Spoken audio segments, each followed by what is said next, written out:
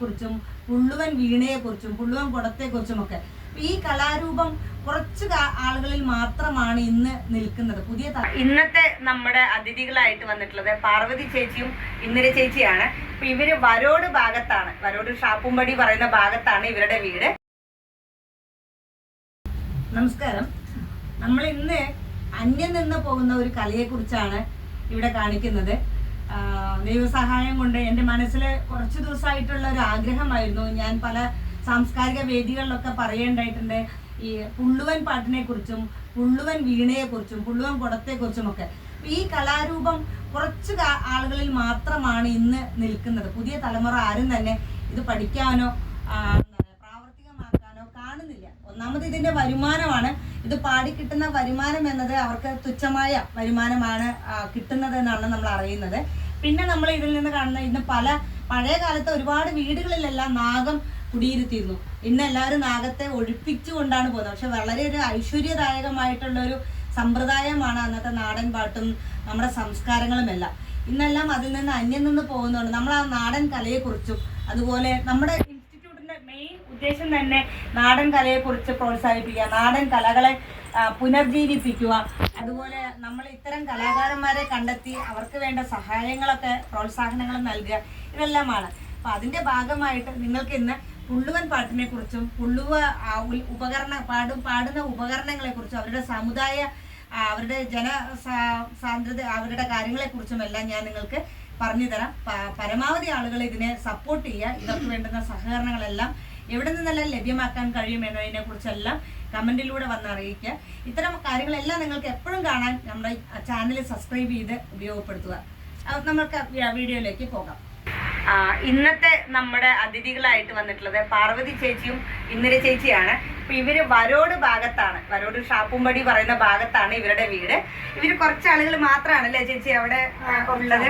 അപ്പൊ പുതിയ കുട്ടികളൊന്നും ഇതിലേക്ക് വരുന്നില്ല. ഞങ്ങളുടെ മക്കളൊന്നും പഠിക്കും. ഓക്കെ, നിങ്ങൾ ഇന്ന് ഞങ്ങൾക്ക് അവതരിപ്പിച്ച് തരുന്നത് ഏതാ? നാവൂര് ഉണ്ണിക്ക് കണ്ണു കയറി വരാതിരിക്കാനുള്ള ഒരു വരും അല്ലേ? ശരി, ഞങ്ങൾക്കത് കേൾപ്പിച്ചു. ഉണ്ണിയുടെ പേര് റെയിൻ എന്നാണ്. ഞങ്ങള് അവനെ പെട്ടെന്ന് വിളിക്കുന്നത് റിനു എന്നാണ്. അവന് തിരുവോണം നക്ഷത്രമാണ്. റിനു എന്നാ വിളിക്കുക ഞങ്ങൾ എപ്പോഴും. ആ മതി മതി.